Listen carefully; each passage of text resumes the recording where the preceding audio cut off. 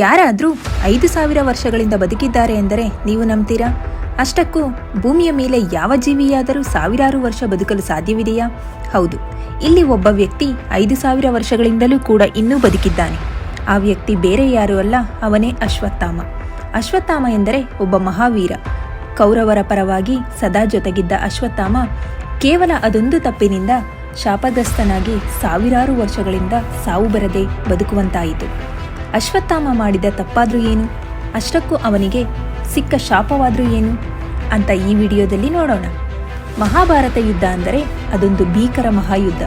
ಸಾವಿರಾರು ಸೈನಿಕರನ್ನು ಒಂದೇ ಬಾರಿಗೆ ಒಡೆದುರುಳಿಸುವ ಶಕ್ತಿ ಇದ್ದ ಅನೇಕ ವೀರರಿದ್ದ ಆ ರಣಭೂಮಿ ಕೇವಲ ರಾಜ್ಯ ಮತ್ತು ಅಧಿಕಾರದ ದಾಹಕ್ಕಾಗಿ ದಾಯಾದಿಗಳ ಮಧ್ಯೆ ಶುರುವಾದ ಕಲಹ ಕೋಟ್ಯಾಂತರ ಜನರ ಸಾವಿಗೆ ಕಾರಣವಾಯಿತು.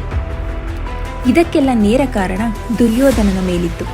ಇನ್ನು ಕೌರವರ ಪರವಾಗಿ ಹಲವಾರು ಮಹಾಯೋಧರು ಯುದ್ಧ ಮಾಡಬೇಕಾದ ಸನ್ನಿವೇಶ ಒದಗಿ ಬಂತು. ಹಾಗೆ ಕೌರವರು ಮತ್ತು ಪಾಂಡವರ ಗುರುಗಳಾದ ದ್ರೋಣಾಚಾರ್ಯರು ಕೂಡ ದುರ್ಯೋಧನನ ಪರ ನಿಲ್ಲಬೇಕಾದ ಸಂದರ್ಭ ಬಂತು.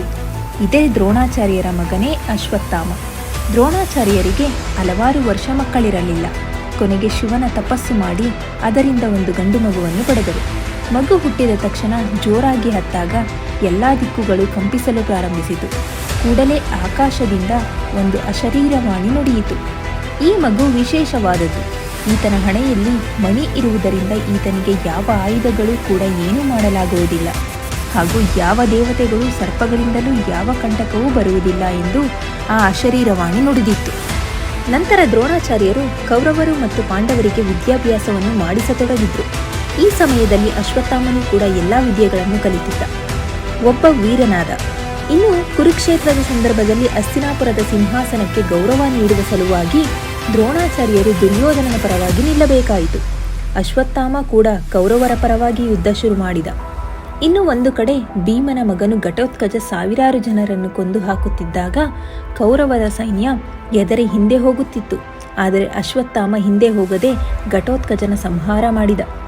ಮುಂದೆ ಯಾವ ಯೋಧನೆದುರು ಅಶ್ವತ್ಥಾಮನನ್ನು ಎದುರಿಸಲಾಗುತ್ತಿರಲಿಲ್ಲ. ಇದರ ಜೊತೆಗೆ ದ್ರೋಣಾಚಾರ್ಯರು ಕೂಡ ಪಾಂಡವರ ಸೈನ್ಯವನ್ನು ಎದುರಿಸಲು ಪ್ರಾರಂಭ ಮಾಡಿದರು. ಇನ್ನು ಇವರಿಬ್ಬರನ್ನು ಎದುರಿಸುವ ಶಕ್ತಿ ಪಾಂಡವರಿಗಿರಲಿಲ್ಲ. ಹಾಗಾಗಿ ಇವರಿಬ್ಬರನ್ನು ಹೀಗೆ ಬಿಟ್ಟರೆ ಪಾಂಡವರ ಸೈನ್ಯವನ್ನು ನಾಶ ಮಾಡಿಬಿಡುತ್ತಾರೆ ಎಂದು ಶ್ರೀಕೃಷ್ಣನು ಒಂದು ಉಪಾಯ ಮಾಡುತ್ತಾನೆ. ಧರ್ಮರಾಯನಿಗೆ ಒಂದು ಸುಳ್ಳನ್ನು ಹೇಳುವಂತೆ ಪ್ರೇರೇಪಿಸುತ್ತಾನೆ.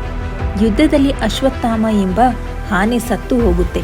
ಇದನ್ನು ಧರ್ಮರಾಯ ಅಶ್ವತ್ಥಾಮ ಎಂದು ಜೋರಾಗಿ ಹೇಳಿ ಕುಂಚರ ಅಂತ ನಿಧಾನವಾಗಿ ಹೇಳುತ್ತಾನೆ. ಇದನ್ನು ಕೇಳಿದ ದ್ರೋಣಾಚಾರ್ಯ ತನ್ನ ಮಗ ಸತ್ತು ಹೋದ ಅಂತ ತಿಳಿದು ಶಸ್ತ್ರ